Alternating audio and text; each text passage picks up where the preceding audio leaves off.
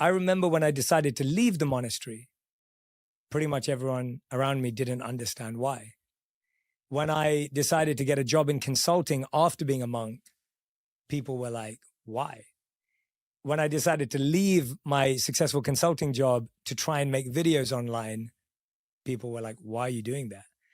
Then when those videos became successful and I decided to launch a podcast, I had 3 podcast production companies tell me, Jay, people like listening to you for 4 minutes. No one wants to listen to you for an hour.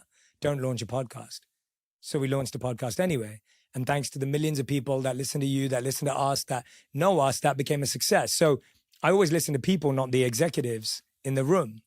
Then I wanted to launch a book, Mel, and I went to launch a book, and 14 out of 17 imprints told me, don't call it Think Like a Monk, because no one wants to think like a monk. 5 years later, the book sold millions of copies. Again, thanks to those people, not the people in the room. Why am I sharing all of that? Because I didn't know what the future held.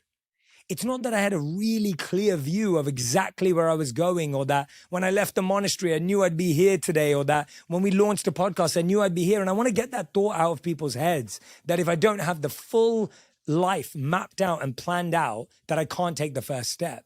Because I don't think I've ever known where my life's going. And so this whole idea that you have to have everything figured out before you take your first step is the biggest lie we've been told. This idea that if you don't have a clear vision, you don't know where you're going.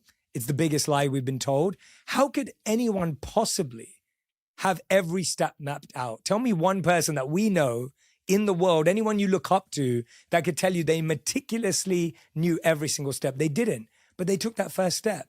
And I think that's what's holding us back.